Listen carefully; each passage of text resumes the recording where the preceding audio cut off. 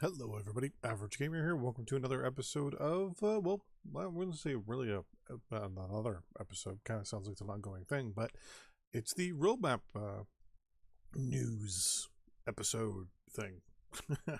That's where we go over what's going on for the roadmap that's released. The last couple times they've been releasing multiple months at a time, so I've been releasing pretty much one video per month associated with it. In this episode, January. So the January patch is going to be January 24th. We're going to see some balance adjustments for 7 Air Sphere mechs and 6 Clan mechs. We're also going to see our first kind of balance pass, I guess you could say, where basically what's going to happen is Clan mechs want torsoed now, hence the reason why I have my Shadow Cat up here. When a Clan mech is now torsoed, it's going to take a hit to its heat efficiency, which is pretty good. The current penalty that it's taking, if you lose a side torso, is 20%. But they're going to double that to 40%. So you lose 40% of your heat efficiency, which is, for a clan mech, that's going to hurt quite a bit. Overall, it's supposed to be one of the first passes they're doing from the sounds of it. It definitely sounds like there's going to be more reviews down the future in regards to the pass, meaning that there's going to be more, obviously. Initially this month there was supposed to be the PTS for the skill tree. That's actually now in February. Now officially going to be in February. Everything in December was kind of unofficial, but yeah, so February is going to be the PTS for the skill tree. But the reason why I'm mentioning that now, instead of in the next episode when we talk about February, is because there's going to be additional balancing, which I wanted to mention since I'm mentioning balancing now. There's going to be more balancing post-skill tree. It looks like there's been, we'll say, some critical notices or critical reductions in certain balance options, we'll say, from the sounds of it. They're seeing some quote-unquote critical changes to the overall clan versus IS dynamic. So see with the skill tree, and they'll be pushing more balance changes after that fact. So basically, they're probably going to look to see how it affects everything, and then slowly tweak and modify probably the number values on the skill tree. Is my assumption.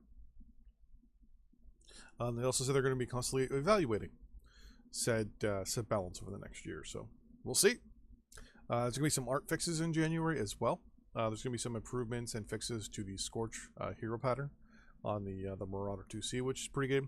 And a bunch of myriad of minor improvements and fixes for animations, geometry, patterns, and stuff like that. And he also said in a couple cases, also a hitbox or two may get tweaked and modified a bit, which is pretty good. The usual, more cockpit items. It's no surprise. But what surprised me is a new launcher. They mentioned that there was a different build of the game for the tournament, but now we actually are finding out that there was an actual different launcher altogether, which is going to be coming out in January, which in my eyes is pretty good. A new launcher definitely means more stability, I'm hoping. What I mean by that is stability during patching and other things as well. So now, mind you, this is going to be for the yawned a little bit there.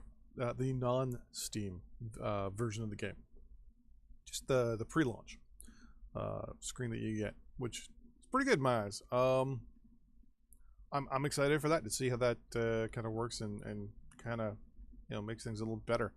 Sometimes you get the issues with patching and stuff like that. So fingers crossed there.